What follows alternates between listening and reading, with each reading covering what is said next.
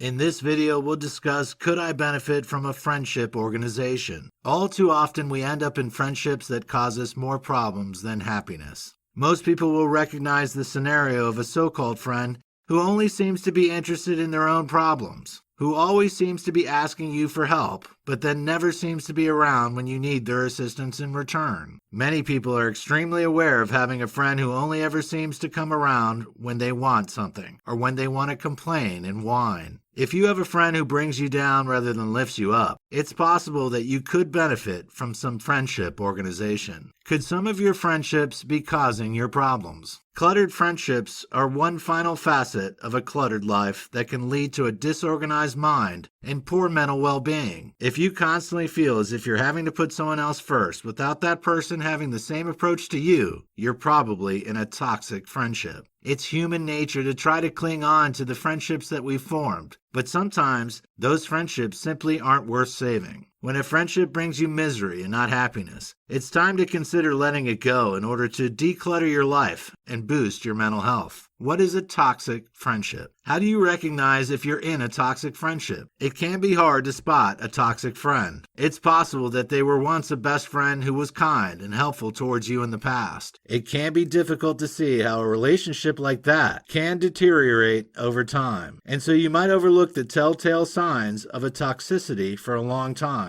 Often, jealousy is the root cause of a toxic friendship. Perhaps you got a better paid job, found a new partner, started a family, or lost weight. Your friend may find it hard to cope with their own feelings of inadequacy and may begin to put you down, treat you badly, or even blank you. Label your friendships for clarity. Labeling your friendships will bring you more clarity in your life. You can divide your friendships into two groups: drains or radiators. Does your friend bring warmth into your life and make you feel happy and good about yourself? If they do, that's great. They're a radiator. However, if they drain all the love, positivity, strength, and happiness from your life, it's a toxic friendship, and your so-called friend is a drain. Once you know which of your friends are drains, you can take action. You may be able to cut your toxic friend completely out of your life. If they are someone you only saw irregularly anyway, you can just stop texting, calling, and arranging meetups. You can delete them from your social media. Yes, you'll probably feel awkward and guilty, but it's for your own good. On the other hand, if it's someone that you're still going to see regularly, you may need to take a different course of action. You can hide them on social media, so you aren't subjected to their negativity on a daily basis. Unfollowing someone means that they won't be aware that you can't see their post, but you'll be free of the toxicity and back in control. Since you can't change a toxic friend's personality, you'll need to change how you react to them. Don't allow them to make you feel small or bad about yourself. Instead, tell yourself that your friend has the problem and that there's nothing wrong with you. It can be slow progress, but over time, you will gain back power and control. If it's possible, try to reduce the amount of time you spend with your toxic friend. If you're in the same place at the same time, try to form a buffer with other people. On the other hand, if this person constantly puts you down in front of others, just walk away from the group when she approaches, or reply with a non-aggressive, calm response that turns any snide comments back on the giver. We naturally want to gain praise and acceptance from the people in our lives, but if you have a toxic friend, you can end up feeling much worse about yourself. When you've been hurt in this way, try listing all the things you feel good about yourself for. Write them down and read the list whenever you feel this way.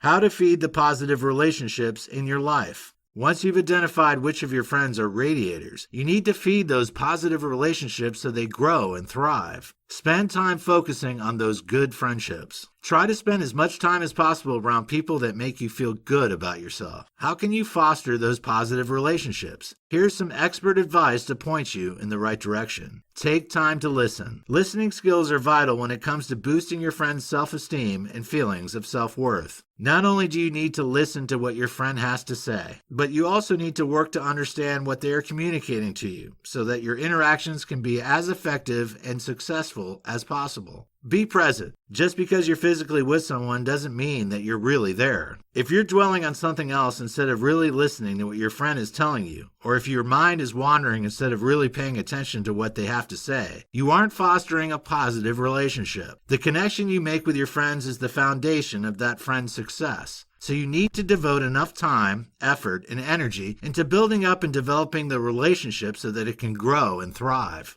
Give feedback and take it in return. Be prepared to offer advice, but also be willing to take it from your friend. This is a key part of a strong friendship. Be trusting. It takes courage to trust someone. However, whatever your baggage, it's important to remember that the more you trust in your friend, the more open you are to positivity.